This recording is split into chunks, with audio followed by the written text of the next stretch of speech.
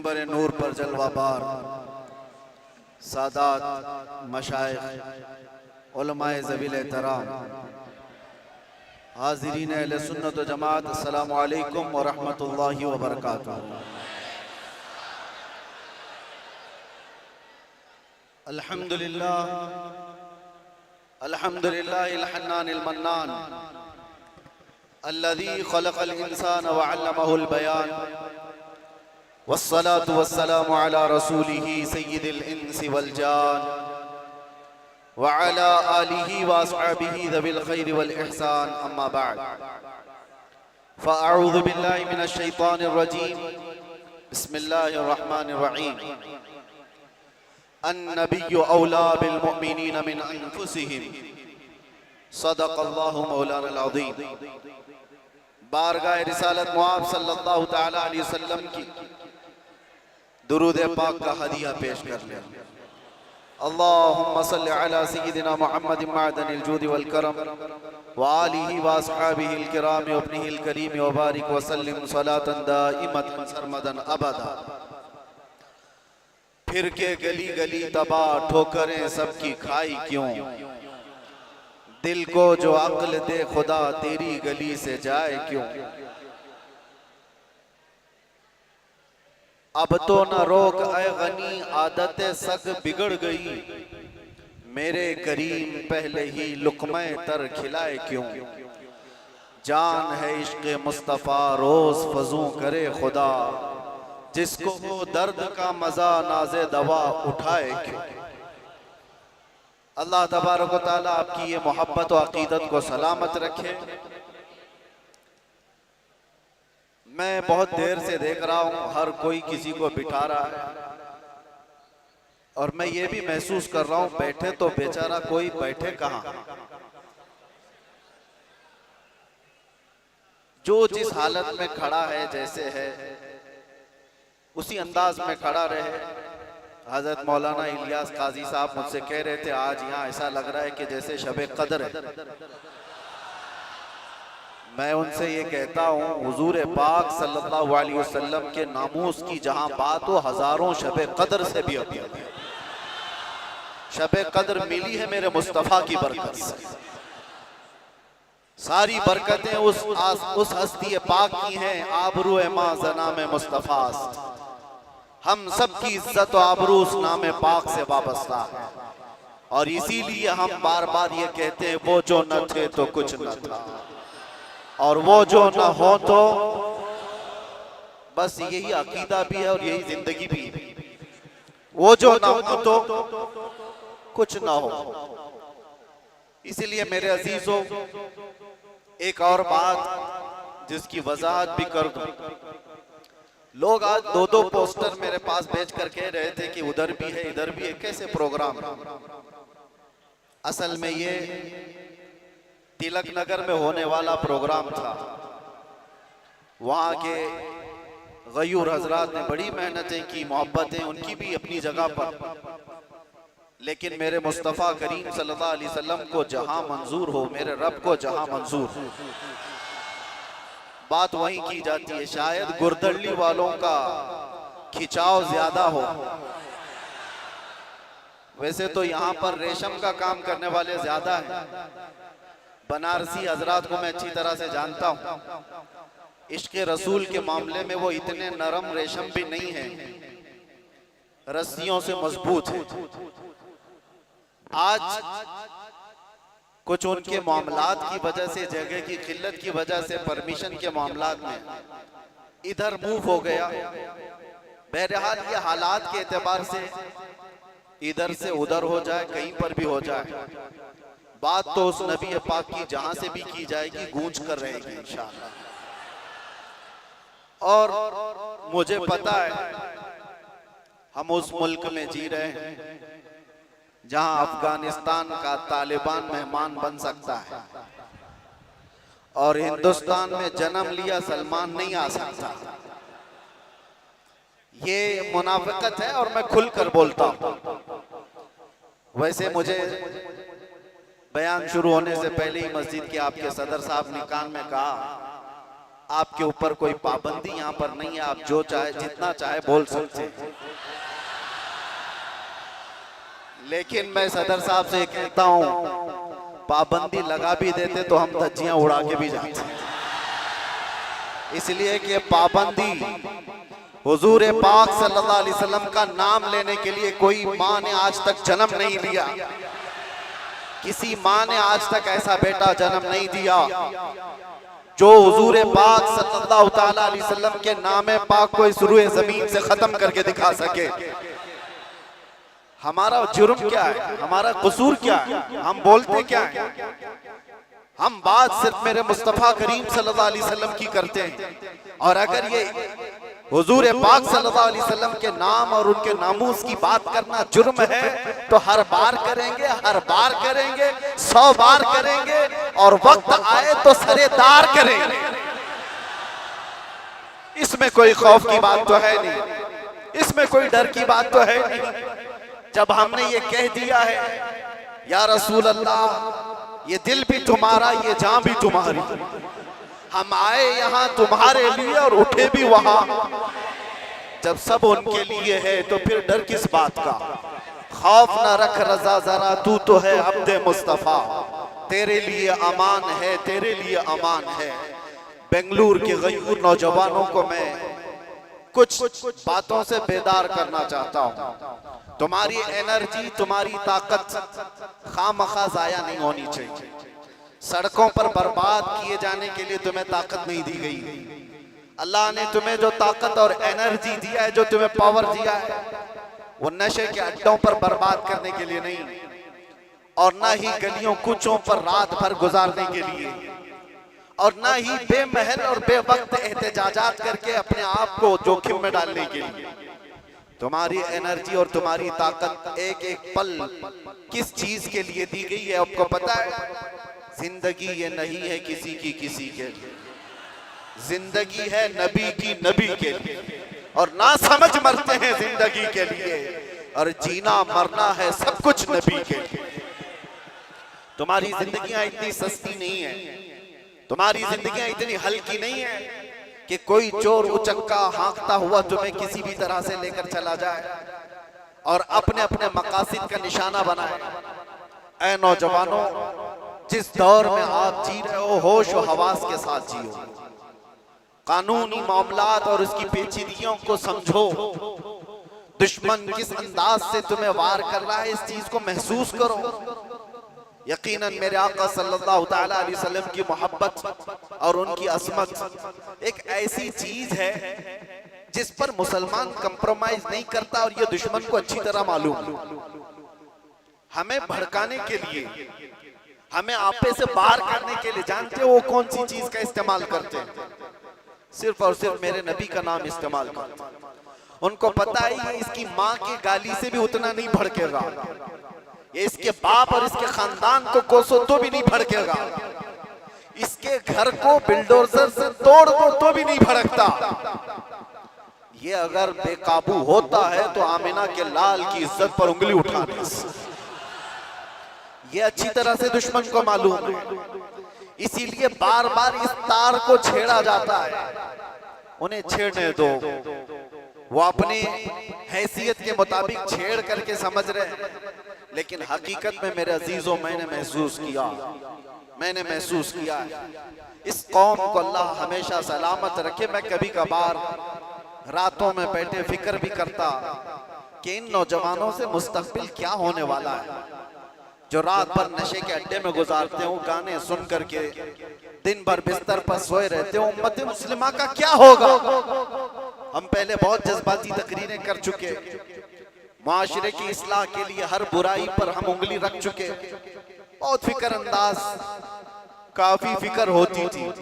लेकिन मैंने देखा ये वो नौजवान जो नशा में मेरे साथ जेल की कैद काटे हुए नौजवानों को भी जानता हूं, जो हर तरह का नशा करके आए हुए थे, एडिक्ट थे, और कोई 10 साल से, कोई 15 साल से, कोई 20 साल से, और सारी कड़ियां जोड़ करके मैं आकर के देखता हूं कौन है जो इन्हें नशा पर उभारता है, कौन इनकी गलियों में नशा बेचता है, कौन सप्लायर है, कौन उभारता है, कौन पहुंचाता है, कानून को भी मालूम है कहां बिक रहा है, कहां सप्लाई हो रहा है, सबको पता है।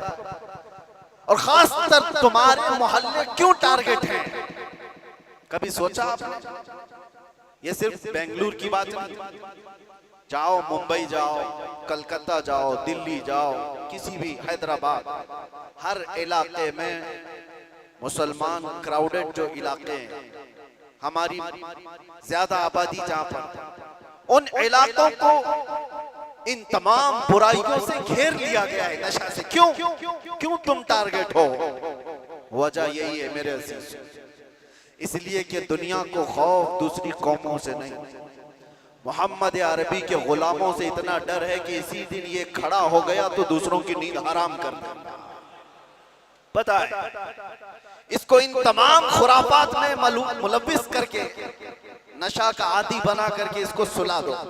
ठीक है, इन्होंने कर लिया, किसी को 10 साल से, किसी को 20 साल से, किसी को 25 साल से नशा में मुब्तला करके रख दिया। हम भी डरे हुए थे कि ये नशा खोर नौजवान क्या करेंगे, मुस्तकबिल क्या होगा इनका। लेकिन मेरे अजीजों, मैंने अभी माजी करीब में, साल 2 साल में ये भी महसूस किया, नशा छोड़ना आसान भी नहीं है। जो एडिक्ट होता है वो जल्दी छोड़ता भी नहीं। अरे गुटखा नहीं छोड़ता तो वो दूसरी बातें कहां जल्दी छोड़े। लेकिन मैंने इलाज भी देखा, ये वो नौजवान 10 साल, 12 साल, 15 साल से नशा में एडिक्ट हैं, पूरी दुनिया ने इनको टारगेट कर कर करके नशा खिलाया और इनको 36 घंटे 48 घंटे सोने वाले नौजवान बनाया। मैंने देखा है 36 घंटे सोने वाले, और डर था हमें कि इनसे होगा क्या मुस्तकबिल। लेकिन मेरे अजीजों, हमारा ये अंदेशा, हमारा ये डर गलत निकला।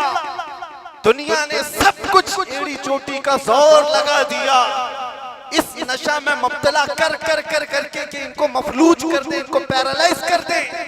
लेकिन मैंने देखा, एक बार पुकारा आई लव मोहम्मद, उसके बाद फिर देखा वो नौजवान जो 20 साल से नशा में है, नाम मोहम्मद का नशा चढ़ गया है। मैंने पूछा वो पुराना नशा कहां चला गया? पुराना नशा जिसमें 36 घंटे सोता था, वो नशा कहां चला गया? मैंने उन नौजवानों को देखा, वो झूमते हुए कहते हैं वो नशा अलग है, ये उस मुस्तफा के नाम की मोहब्बत का नशा अलग है। मैं ये चाहता हूं मेरे अजीजों, आओ उस नाम पाक के नशे में, इससे बढ़कर के बेहतर खुमार कोई है नहीं।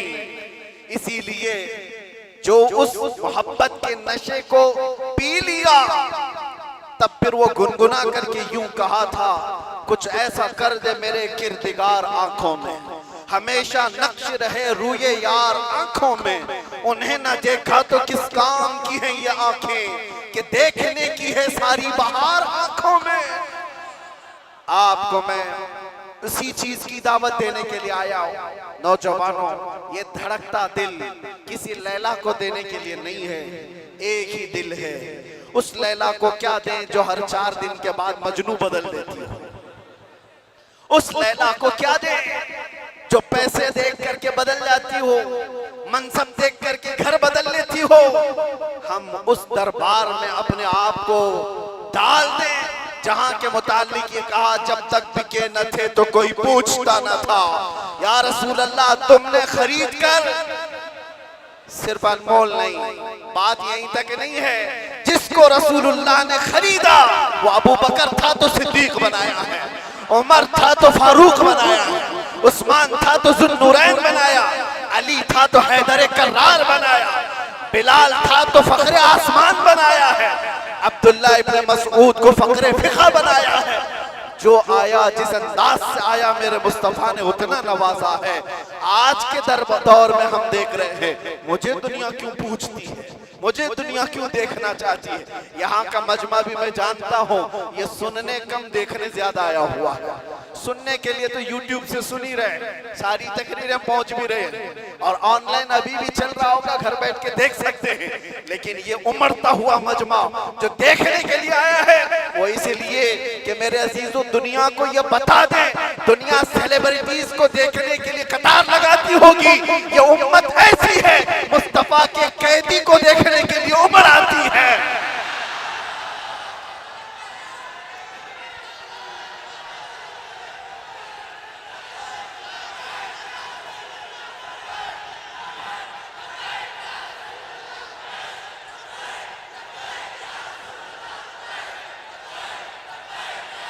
वरना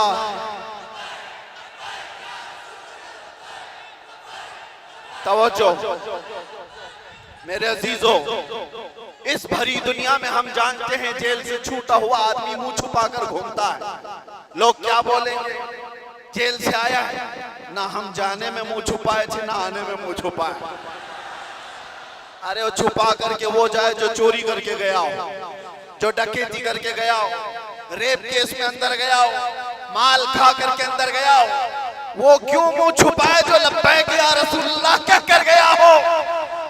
आपके लिए भी मैं कह रहा हूं, मुंह छुपाने की नहीं, ये मुंह उठाने का वक्त है, उठाने का वक्त है। इसलिए कि मेरे अजीजों, उस नामे पाक के बाद अगर कोई मुसीबत आती है तो ये हुकूमतें या ताकतों की जरिए से वो तो जरिया बनते हैं। असल बात ये है कि हमें अल्लाह तबारक व तआला उस अजीम इम्तिहान से गुजारना चाहता है जो बिलाल हबशी को दिया गया है, जो खब्बाब बिन अल-अरत को दिया गया है, जो खुबैब बिन अदी को दिया गया है, जो ज़ैद बिन दसना को दिया गया है। मैं तारीख पढ़ता हूँ, हमेशा एक बात याद आती है, मेरे साथ भी सेम मामला हुआ था, हालांकि कंपैरिजन कुछ नहीं, बिला तशबीह बिला तमसील। इमाम अहमद बिन हंबल 5 लाख हदीसों के हाफिज हैं।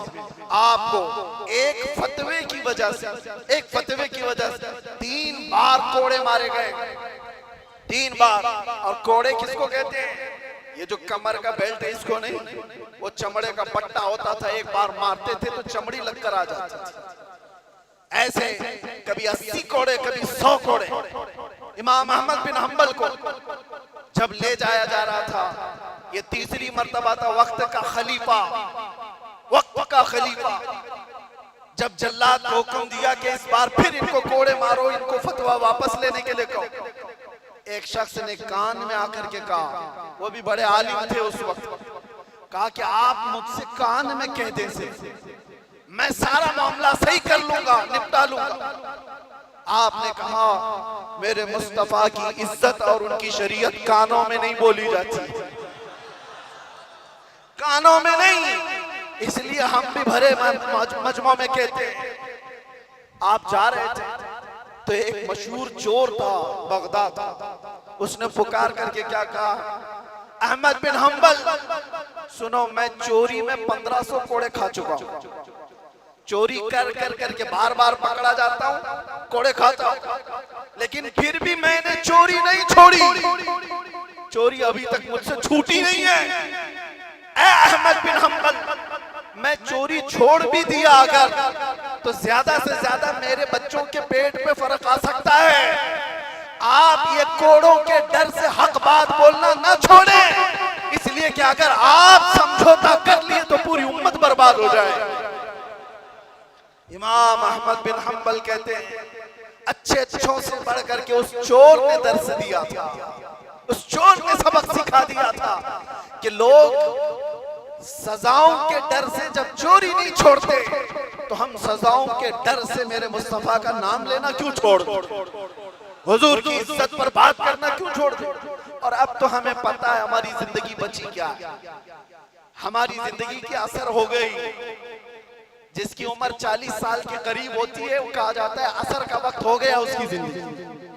असर से मगरिब में कितना टाइम रहता है, सूरज डूबने को बहुत थोड़ा सा वक्त रहता है। हमारी जिंदगियों की असर हो गई, मगरिब में थोड़ा सा वक्त बाकी है।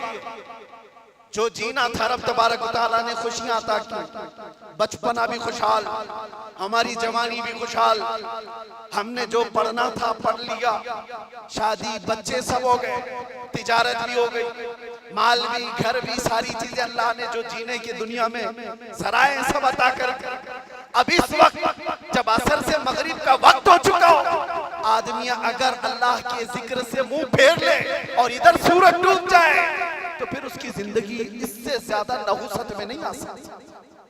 उससे बदकिस्मत कौन है जिसकी फजर अच्छी हुई, जोहर अच्छी हुई, असर तक अच्छे पहुंचा और असर के बाद बिगड़ गया, तो उससे बढ़ करके बदनसीब कौन है।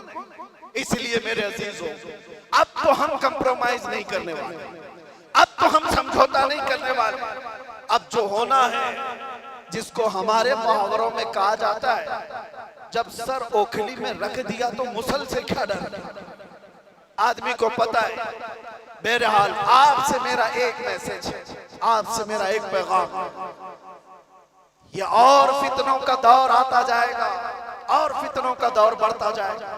मेरे नबी पाक सल्लल्लाहु अलैहि वसल्लम ने फरमाया, मैं देख रहा हूं फितने मेरी उम्मत पर इस अंदाज से आ रहे हैं जैसे बारिश के कतरे, बारिश के कतरे जिस तरह आ रहे हैं, इस तरह से फितने आएंगे। तस्बीह का दाना यानी तस्बीह, उसकी गांठ अगर टूट जाए तो दाने किस तरह से बिखर जाते हैं।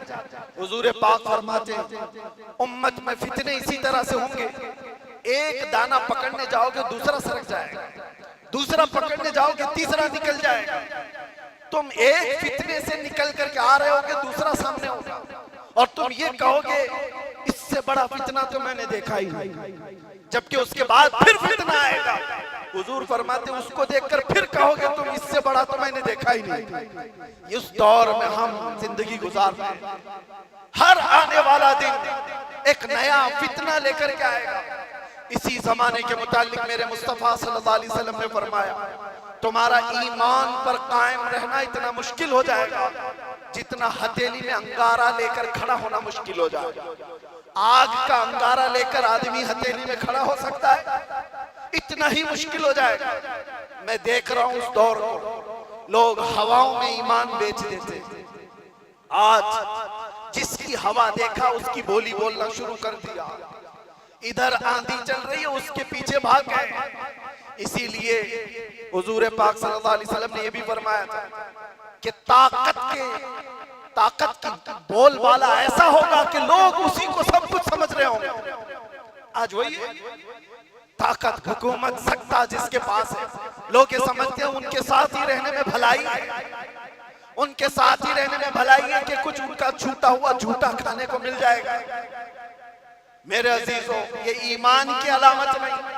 हुजूर ने ये भी फरमाया, दज्जाल जिस वक्त जमाने में आएगा, दज्जाल उस वक्त का हाल ये होगा, हजारों की तादाद में लोग ईमान छोड़कर उसकी फौज में शामिल हो जाएंगे। और हुजूर ने फरमाया, दुनिया शुरू होने से लेकर कयामत तक उससे बड़ा कोई फितना नहीं। वो दौर भी आने वाला है। उस दौर की अलामत में क्या बताया मेरे आका ने? इरशाद फरमाया, सच को झूठ बना दिया गया होगा और झूठ को सच बना करके पेश किया जा रहा होगा। क्या आज ये पूरा निजाम कायम नहीं है? ये सारा मीडिया ये दज्जाली निजाम पर चल रहा है। ये सब दज्जाल के चेले जितने भी बैठ करके भोगते, जो सच्ची बात होगी उसको ऐसा तोड़ मरोड़ करके बयान करो कि वो झूठी लगने लगे, और झूठ को इतना सजाओ, इतना बोलो कि सच लगने लग जाए। आज उस दौर में तुम जी रहे हो। कितने बड़े बड़े चैलेंजेस हैं तुम्हारे पास, कितने बड़े बड़े चैलेंजेस हैं। ईमान पर कायम रहना मुश्किल हो जाएगा। इन हालात में अब आला हजरत क्या फरमाते हैं?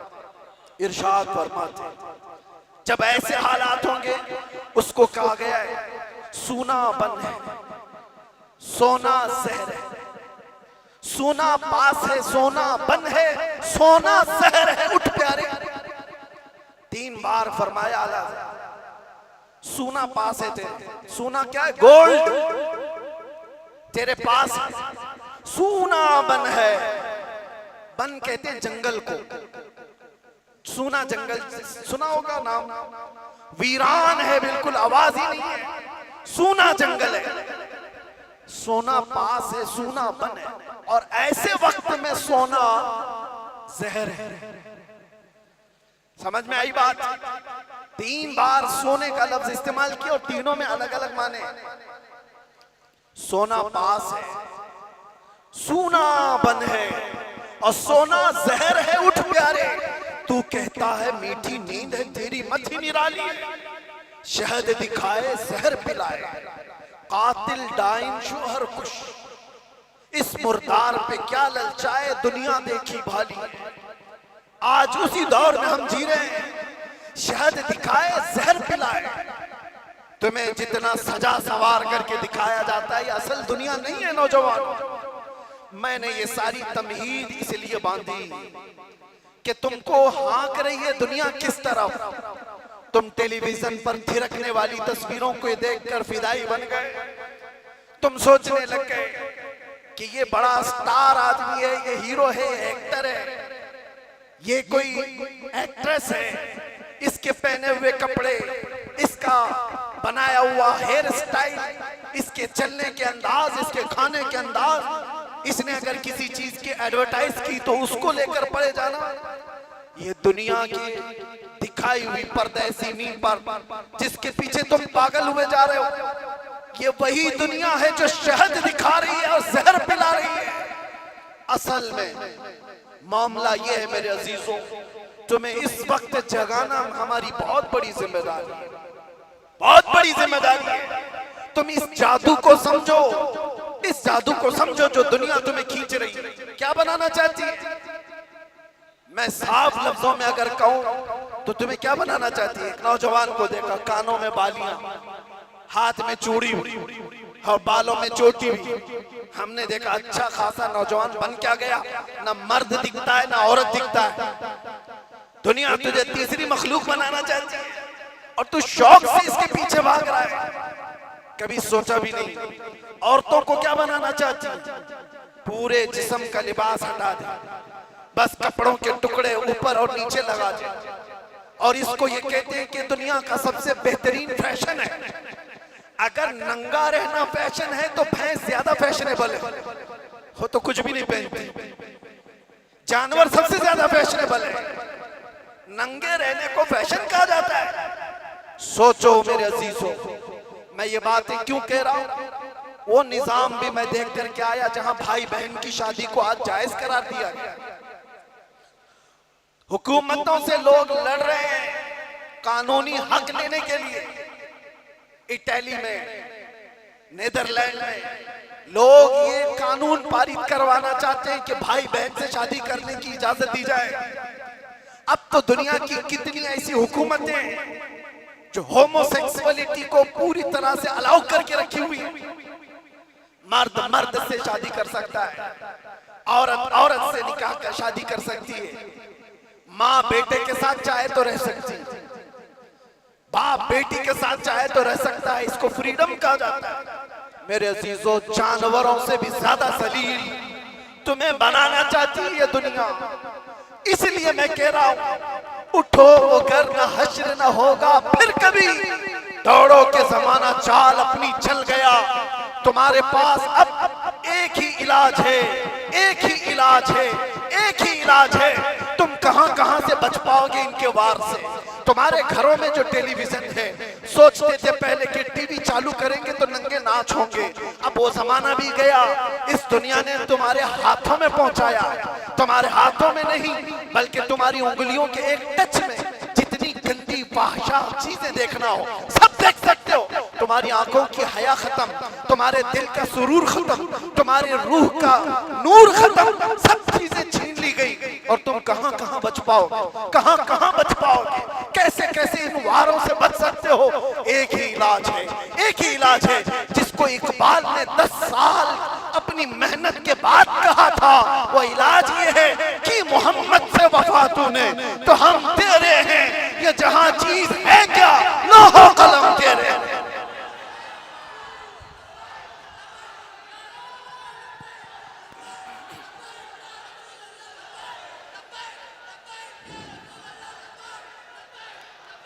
हर आफत, हर फितने से हिफाजत चाहते हो, एक साथ के पास आ जाओ। बुलहवसन सीमौसर की बंदगी अच्छी नहीं, उनके दर की भीख अच्छी, सरवरी अच्छी नहीं। उस जमाने के जो सहाबा मेरे अजीज